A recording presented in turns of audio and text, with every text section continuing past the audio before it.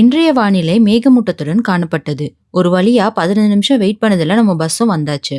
Bus fare எல்லாம் January 1, 2026ல 3.40 இருந்த கட்டணம் 3.50 மாத்திட்டாங்க.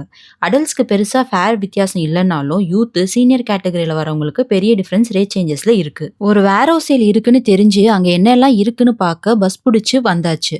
இங்க நிறைய எலக்ட்ரிக்கல் எலக்ட்ரானிக்ஸ் பொருட்கள், கிச்சன் அப்ளையன்சஸ் மற்றும் வீட்டுக்கு தேவையான பொருட்கள் எல்லாம் வச்சிருந்தாங்க. பொருளோட விலையும் ரொம்ப கம்மியா இருந்துச்சு.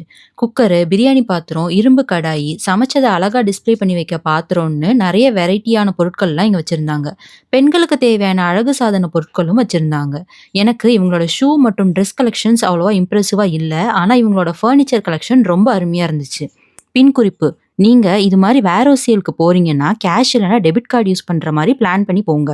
ஏன்னா இங்க கிரெடிட் கார்ட்ஸ் யூஸ் பண்றது இல்ல. அங்கிருந்து பஸ்ஸை பிடிச்சிட்டு வெண்டீஸ் கடைக்கு போயிட்டு ஒரு ஃப்ரைஸ், ஒரு சிக்கன் ஸ்ட்ரிப்ஸ், இது ரெண்டும் தொண்டையில சிக்கிக்காம இருக்க ஒரு கோலா தாங்கன்னா cashier sweet heat honey garlic chicken ஸ்ட்ரிப்ஸ்னு ஒரு ஸ்பெஷல் ஐட்டம் இருக்கு, அதை ட்ரை பண்றீங்களான்னு கேட்க, நம்மளும் சரின்னு சொல்லி இந்த டிஷ்ஷை சாப்பிட்டதுல இந்த டிஷ்ஷுக்கு டேஸ்டின் அடிப்படையில் 4 நட்சத்திரம் கொடுக்குறேன். அங்க இருந்து என்னோட அபிமான கடையான மைக்கேல்ஸை நோக்கி ஒரு பயணம்.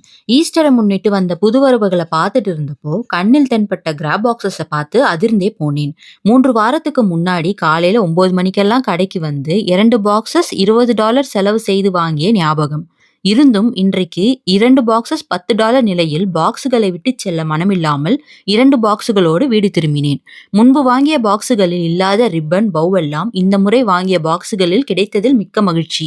இந்த வருடம் விடுமுறைக்கு இந்தியா செல்வதால் உற்றார் உறவினர்களுக்கு சில பொருட்களையும் அன்பளிப்பாக வாங்கி ஷாப்பிங்கை இனிதே நிறைவு செய்தேன். நன்றி, வணக்கம்.